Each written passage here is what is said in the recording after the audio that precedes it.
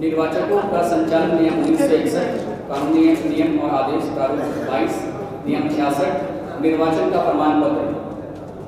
मैं झारखंड राज्य के 33 डुमरी विधानसभा निर्वाचन क्षेत्र के लिए रिटर्निंग ऑफिसर एतद द्वारा प्रमाणित करता हूँ कि मैंने 2024 के नवंबर माह के 23वें दिन तो घोषित कर दिया है कि श्री जयराम कुमार महतो, ग्राम चितरपुर, टोला मानटाड़, पोस्ट थाना कोपचाची, जिला धनबाद, झारखंड, जो झारखंड लोकतांत्रिक क्रांतिकारी मोर्चा द्वारा खड़े किए गए साधारण निर्वाचन में निर्वाचन क्षेत्र द्वारा विधानसभा के सदस्य सम्यक रूप से निर्वाचित हो गए हैं और इनके साक्ष्य स्वरूप मैंने उनको यह निर्वाचन का प्रमाण पत्र।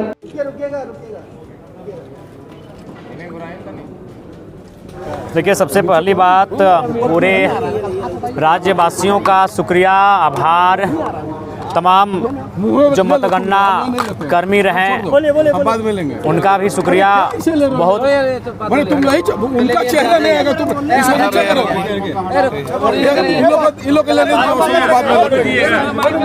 मतलब ऐसे लिया जाता। सुनो, टेबल वाला चलन बैठ के बात करते हैं। कहीं टेबल नहीं होगा, सब लोग ऐसे करता है बिना लोगों के सामने तो बिना लोगों अरे रुको आप लोग अपने में मत लड़िए। क्या करते हैं कि आप सब आईडी हटाओ, कोई आईडी नहीं रहे। हाँ, आप जो है 71 सीटों पर चुनाव लड़े और सिर्फ जो है सो आप चुनाव जीते, क्या कहना है आपका? देखिए, सबसे पहली बात तमाम राज्यवासियों का शुक्रिया, आभार। जो भी जनादेश मिला है, जो भी हमें समर्थन मिला है, उसका धन्यवाद करते हैं। तमाम मीडिया हाउस से संबंधित साथियों का शुक्रिया, तमाम सुरक्षाकर्मी जो चुनाव के दौरान तैनात रहें उनका शुक्रिया, तमाम हमारे पार्टी के सभी साथी उनका शुक्रिया। और देखिए, मैं यही कहना चाहूँगा कि आज जयराम महतो की जीत के साथ झारखंड राज्य में हज़ारों युवाओं को एक रास्ता मिला। वे अपने आँखों में एक सपना सजाएंगे कि जयराम महतो एक साधारण मिट्टी से निकल कर आया बेटा, अगर विधानसभा तक जा सकता है तो वे भी जाएंगे। हाँ, ये बात रही कि हम लोगों ने कुछ एक बात मैं आपको कहना चाहूँगा। मैं 29 साल की उम्र में विधायक बना हूँ। मुझे मेरे विधायक बनने से लाखों लोगों को खुशी है, लेकिन इंटरनली अगर मेरे अंदर कोई विशेष भाव उत्पन्न नहीं हुआ है, क्योंकि मैंने इन 3 सालों में जनता के दुख दर्द तकलीफ को इतना देखा है कि मेरे अंदर जो कुछ भाव होते हैं उन भाव को भी मैं समझ नहीं पा रहा हूँ कि विधायक बनने की एक ललक होती है। और जहाँ तक आपने जो कहा, हमें लगता है कि अगर समय मिलता, क्योंकि मेरा मानना है, देखिए आज चंदन क्यारी हम लोगों ने अमर बावरी को पछाड़ा, ठीक है, हम लोग दूसरे स्थान पर रहें। अगर मेरा कार्यक्रम हो जाता तो चंदन क्यारी सीट को विन करते हैं। बैरमो हम दूसरे स्थान पर हैं, लेकिन आपको ताज्जुब होगा, बैरमो में मैंने केवल 18 तारीख को कार्यक्रम किया। ये तो हद है कि जो एक टॉप मोस्ट सीट थे हमारी, वहाँ मैंने एक ही कार्यक्रम दिया है, वो भी 18 तारीख को दिया है। अगर हमारे पास समय होता, और सबसे महत्वपूर्ण बात है सिद्धांत, अगर जयराम महतो सिद्धांत से हटकर थोड़ा सा भी राजनीति करता तो आज मेरे पास 7 से 10 सीटें होती। इसलिए होती, सिद्धांत में सबसे पहला चीज़ आया था कि मैंने कहा था कि हेलीकॉप्टर का उपयोग नहीं करेंगे। अगर हम सिद्धांत से हटकर हेलीकॉप्टर का उपयोग करते और हम अपने प्रत्याशियों के लिए प्रचार के लिए जाते हैं तो आज जीतने की संभावना। अभी पनेसर जो रामगढ़ से थे 70,000 के आसपास लाएँ, मायने होता है विधानसभा में 70,000 वोट। तरुण महतो अच्छा खासा वोट लेकर आई ईचागढ़ से, गोमिया से पूजा महतो 60,000 के आसपास वोट लेकर आई।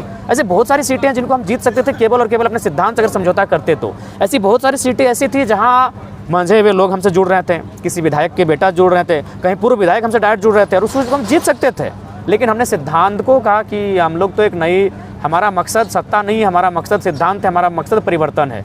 तो अगर जयराम महतो लीक से हटकर, सिद्धांत से हटकर अगर सत्ता के लिए राजनीति करता तो आज हम शायद सत्ता में होते हैं। क्योंकि अगर हम जितना बेहतर होते हैं उतना ये असेंबली होता, हंग असेंबली होता और किसी के पास मेजोरिटी नहीं बन पाती।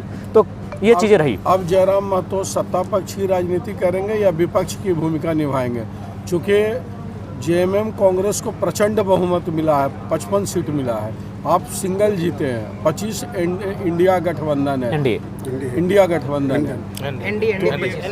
यार मोदी का हम चमचा हैं क्या? हम इंडी बोलेंगे? एनडीए आप गलत ही बोल रहे हैं, आप गलत ही बोल रहे हैं। मोदी के चमचा आप नहीं है, लेकिन गलत ना है ना, वो एनडीए बोल रहा है। एनडीए मेरा ये कहना है कि आप सत्ता पक्ष की राजनीति करेंगे या विपक्ष की राजनीति करेंगे? आप अभी जेएमएम को समर्थन देंगे सरकार को या जो है विपक्ष की भूमिका निभाएंगे? देखिए, ये तो उनकी पॉलिसी पे डिपेंड करता है। जेएमएम जो पॉलिसी लेकर आएगी सदन में, अगर वो पॉलिसी राज्य के लिए कल्याणकारी होगी, अगर वो पॉलिसी राज्य के लिए हितकारी होगी, तो समर्थन देंगे, लेकिन राज्य के लिए अगर हितकारी नहीं होगी तो निसंदेह हुआ सड़क से लेकर सदन तक अपनी आवाज़ को बुलंद करेंगे, हम सदन में भी उनका विरोध करेंगे। तो ये डिपेंड करता है कि सरकार जो पॉलिसी लेके आती है और उस पॉलिसी को जनता का क्या फीडबैक मिलता है, क्योंकि हम लोग जनता की आवाज़ बन के सदन में जा रहे हैं। तो उस हिसाब से सरकार की नीतियों का समर्थन देना या ना देना उनकी नीतियाँ तय करेंगी।